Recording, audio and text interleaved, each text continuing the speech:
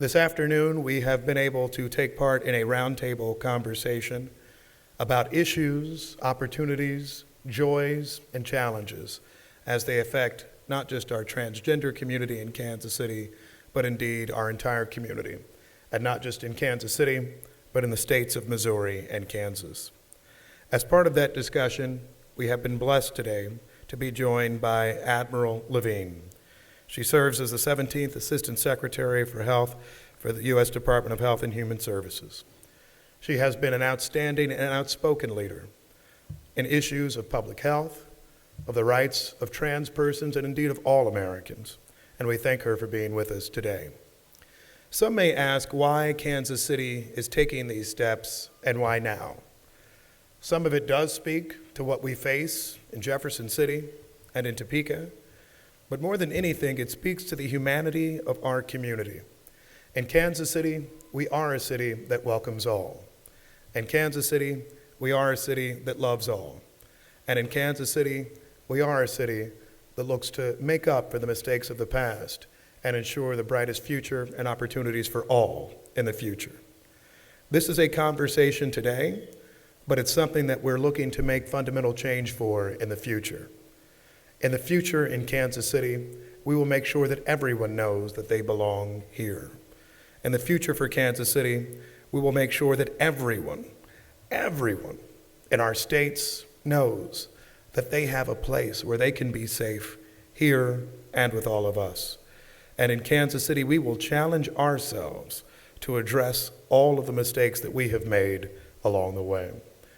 And so in that effort, I thank a number of people who are with us today. Earlier today, our Chief of Police, Stacey Graves, was here with us. We thank her and the Kansas City Police Department for being an important part of that conversation. I thank our Director of Public Health, Dr. Marvia Jones, who you will hear from later, who has been a leader not just in public health issues, but ensuring that we affirm everyone and support their health care in our community. I thank our LGBTQ Commission, who are outstanding leaders in making sure their voices are heard not just at City Hall, but are heard everywhere in our region. And I thank the real people out there doing the work, the folks who are telling us their stories, the folks who are asking us questions, the folks who are challenging us, and the folks who are keeping it real and saying that they know where Kansas City has been, but more than anything, and I say as a thank you to them, they know where Kansas City can be in the future. I was asked a little bit earlier about how we handle being a blue dot in a red sea. And what I say is actually I think it can be a point of pride, because there are a lot of blue dots out there. There are a lot of folks who have unique challenges and unique experiences. And my hope is that we're not less than anywhere else, that we're an example for everyone. Thank you all for being here today. I now turn it over to Admiral Rachel Levine, who we are so honored to have here in Kansas City. Admiral.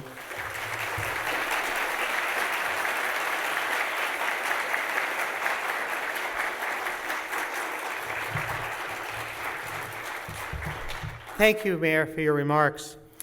Well, I am Admiral Rachel Levine, she, her pronouns, and I am proud to serve as the Assistant Secretary for Health at the United States Department of Health and Human Services, and as a 4-star Admiral in the United States Public Health Service Commission Corps. I am also an out and proud and very visible transgender woman.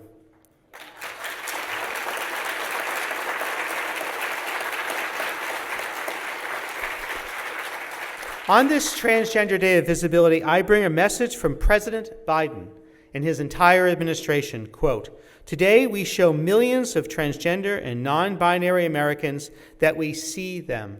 They belong, and they should be treated with dignity and respect. Their courage has given countless others strength, but no one should have to be brave just to be themselves. Every American deserves that freedom," unquote. Visibility matters. To me, visibility means hope. And so many transgender and non-binary people are thriving in our communities across the country. We are serving in the uniformed services, curing diseases, holding elected office, running thriving businesses, fighting for justice, raising families, and so much more. Being joined by allies like Mayor Lucas and Dr. Jones, I am confident that the future for our communities is brighter than in past generations. But even now, progress is not real unless it means progress for all. Today, we must strongly advocate for the most underserved and marginalized in our community. That includes right now LGBTQI+ seniors, immigrants, LGBTQI+ youth who are under siege as never before, and LGBTQI+, particularly transgender individuals of color, and particularly transgender women of color, at that intersection of so many challenges, where they are at risk of not just discrimination, but violence and murder. HHS is working diligently to advance policies that improve the health and wellness for everyone.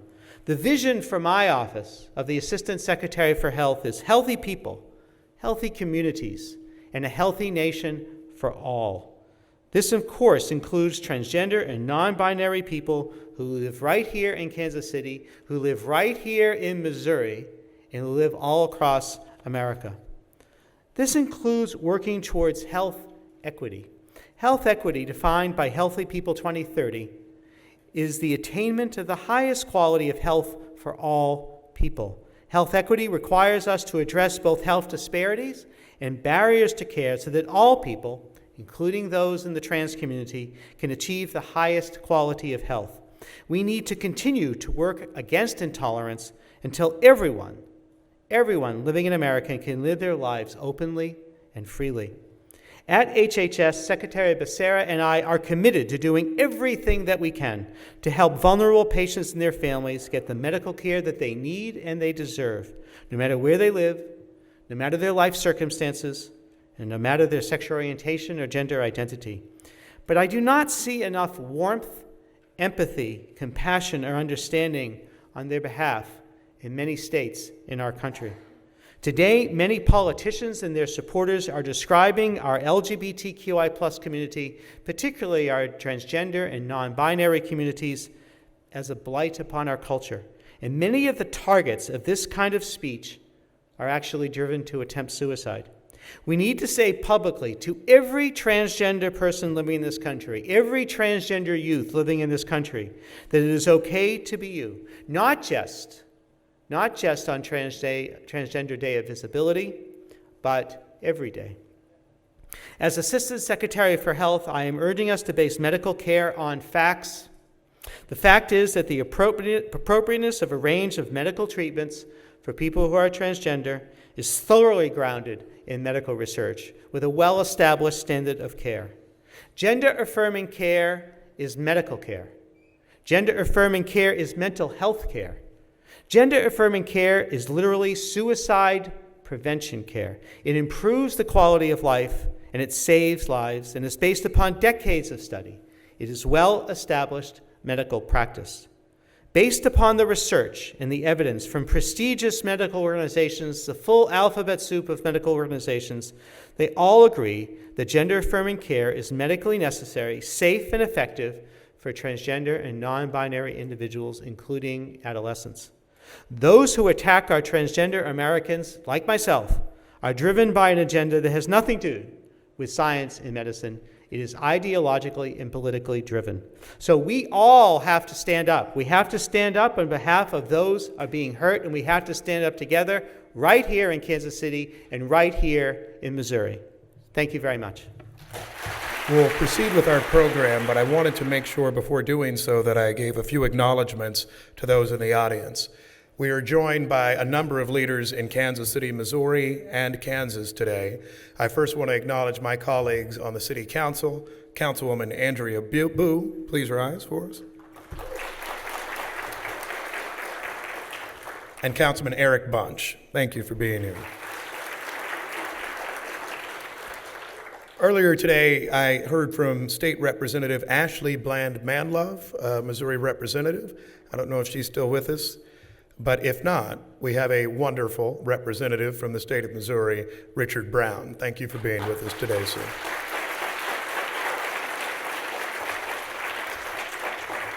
And thank you to all of you who serve a role in standing up for all in our community, particularly our transgender community. Moving along with the program, I'm excited to introduce to you our Director of Public Health, Dr. Marvia Jones.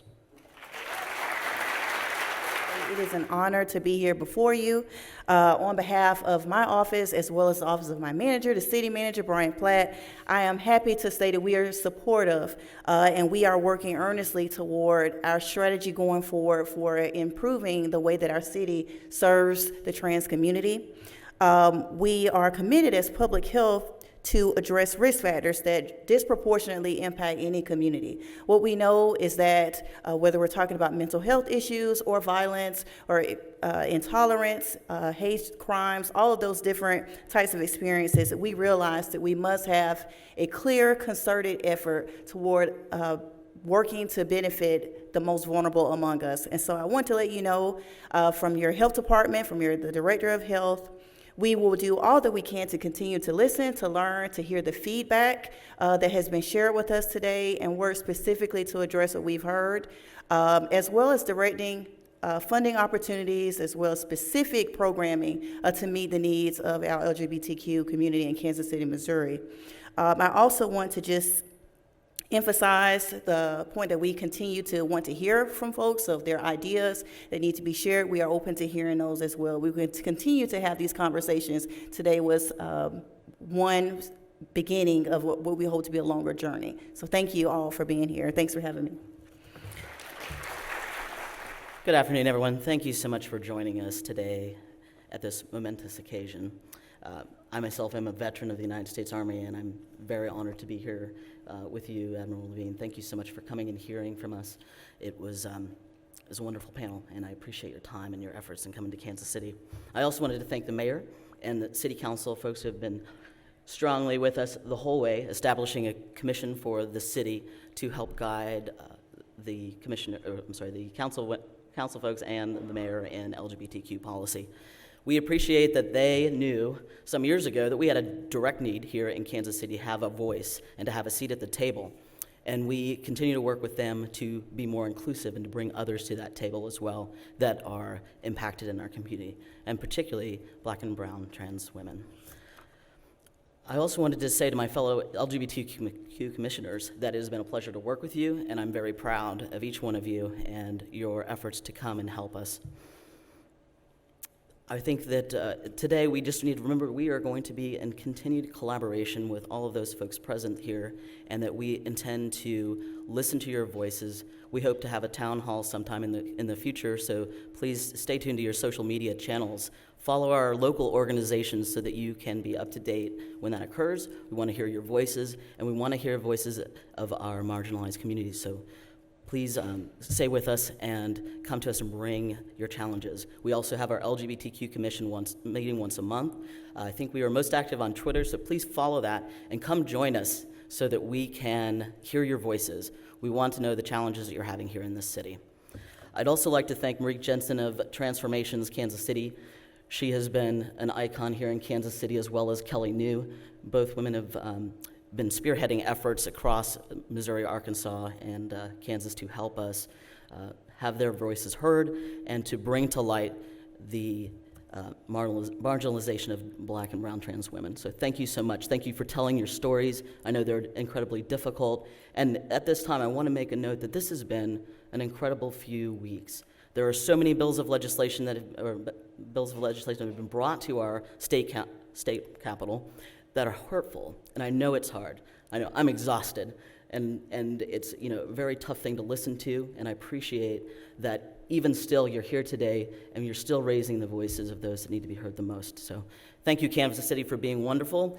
I decided a long time ago I wasn't going to leave because this was the coolest city, and I knew that I could be myself here and that there was work to be done here for our community, and I feel supported not only by our mayor and our council folks, but also the city itself. So thank you very much, Kansas City.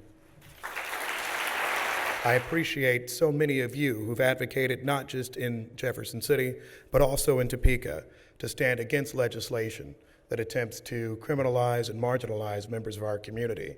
and stand for legislation that humanizes all of us. Somebody who has been vital in that work is Jay Bohannon, who is the secretary of the Mid-America LGBT Chamber of Commerce.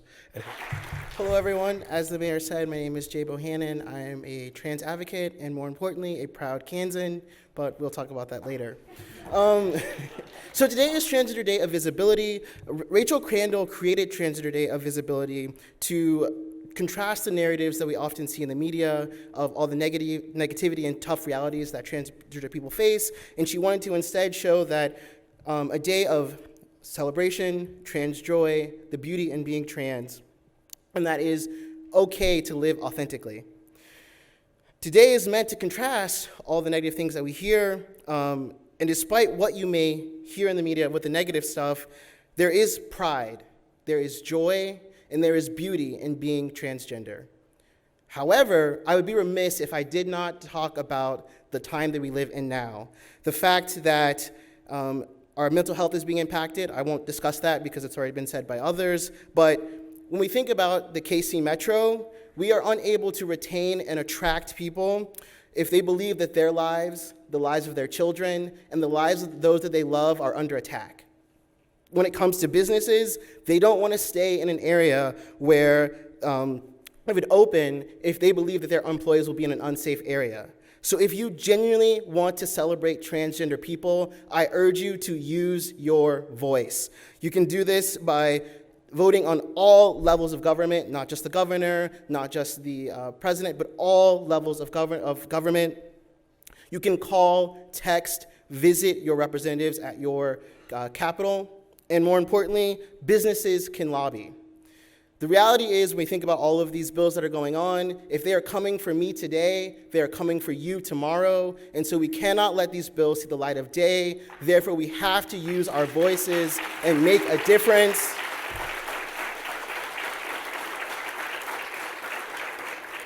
Show that transgender people matter. And because we matter, that is why we celebrate Transgender Day of Visibility. Thank you.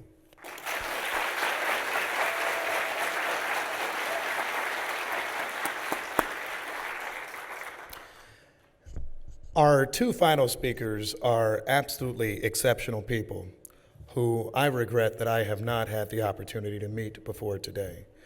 And by the way, everybody else is exceptional too, not just them. I promise.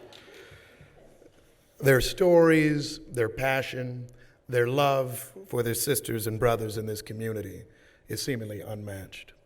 I thank you for being with us today, and I thank you for sharing not just your remarks, but your story of how this can become a better community. Kelly New, thank you for being a Kansas Citian. Thank you for caring about us, and thank you for speaking with us today. Kelly New.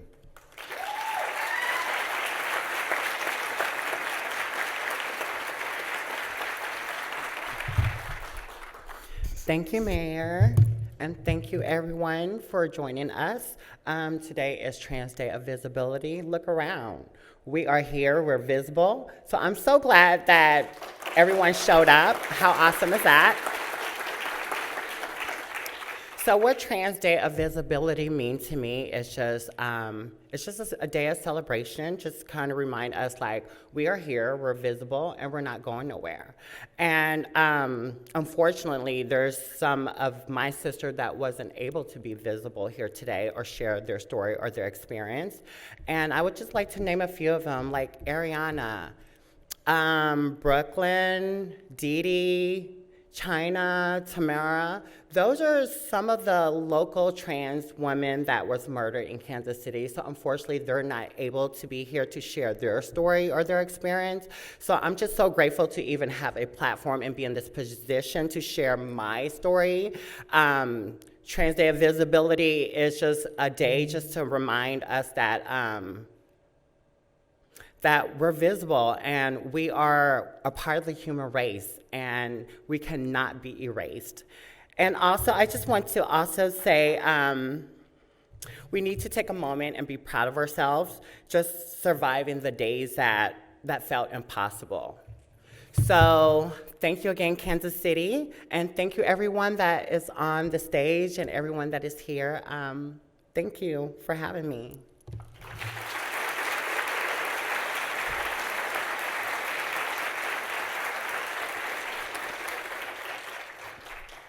And to close out our remarks is Merrique Jenson, the founder and executive director of Transformations. Sometimes we talk about how we can attract impressive professionals to Kansas City. We're glad to have you back, and we're glad to have your work, and we thank you so much for the passion that you bring to your job each and every day and to everyone in our community. Ladies and gentlemen, Merrique Jenson. This is amazing, y'all. This is the first time ever that the city has done a Trans Day of Visibility event. Can we just give it up for that?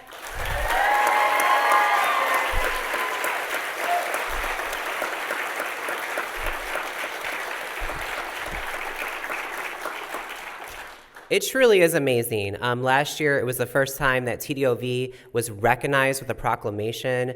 There are so many more leaders that need to be here, that need to be on this stage. I want to share that. I am in a position, while I am a trans woman of color, of privilege to be able to stand here and do this work, so I also want to name that. A little bit about Transformations for folks who don't know. We run a trans organization that started with traditional trans youth drop-in groups. We did that for 4 years, and then we moved on and we looked at the need. And part of what I'll be sharing with you in my time is really to think about your analysis, really to think about the ways that you are talking about and leveraging trans support.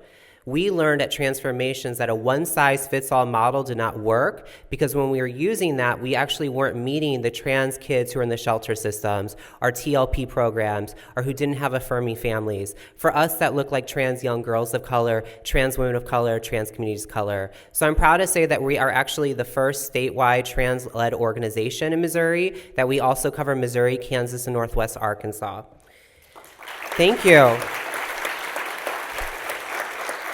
For folks who are interested, right, I'm going to use this time to plug, pull out your phones and follow us at Instagram, which is, of course, Facebook's going to die, y'all. So Instagram, KC Transformations, that is where you can find out stuff. We're currently launching a liberation tour to activate and tell stories of trans women of color in the media, in our communities, with town halls, so there are ways to support with that.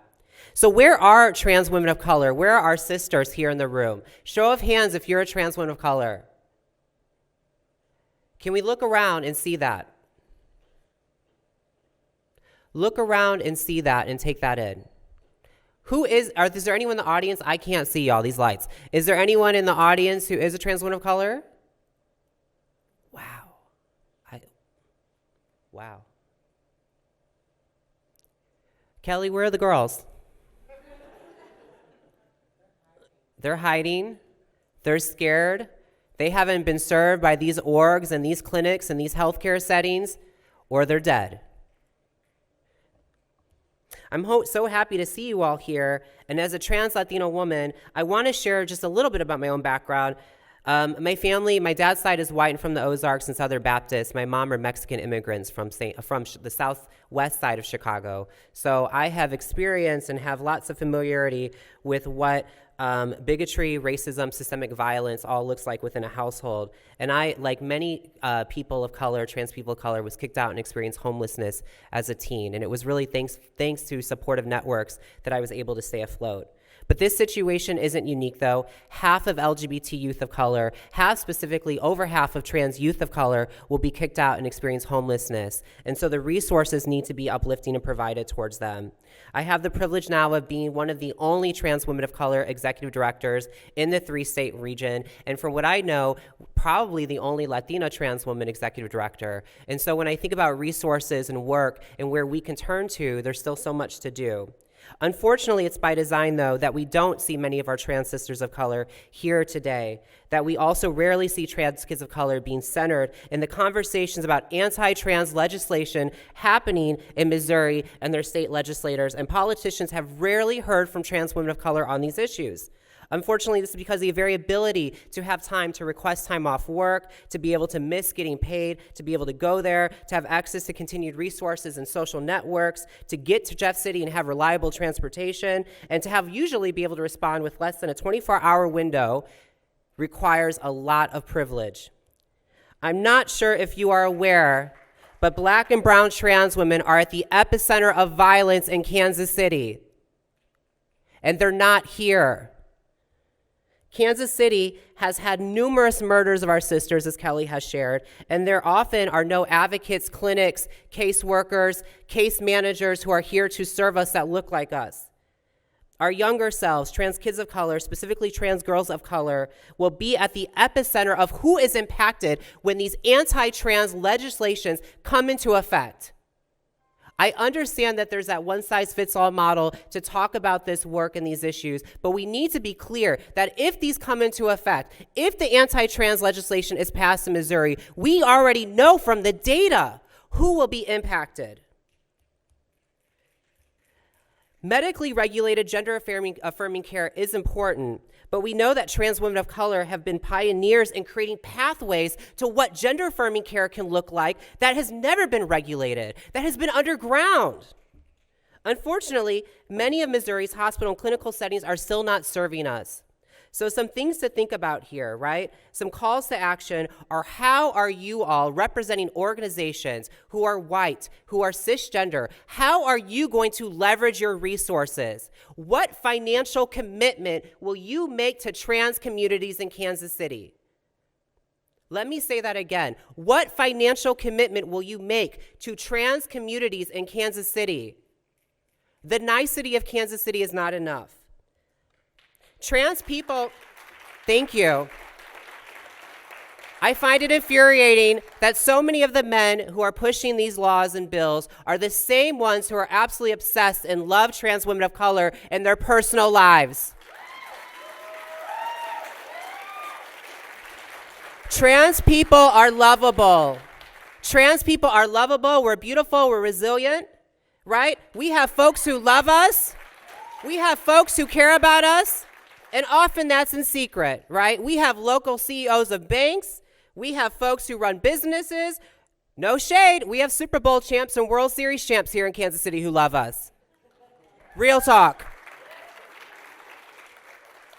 So we need folks who have the power in the room to really speak up, to leverage that beyond just a nice Facebook post or social media post. Leverage those resources, pour financial commitment and accountability into trans communities of color, because this is the start, right? We have amazing, wonderful people here who have really shined a light on Kansas City, and to the media who's here, this might be the first time you've ever talked to trans people. So thank you all for being here. As I shared in the conversation we had earlier, I really believe in radical transparency. And so thank you all again. Thank you so much to Admiral Levine, to Mayor Quentin Lucas, to Dr. Marvia Jones with the Department of Health, and everyone who's come out here to support trans folks in Kansas City. Thank you so much.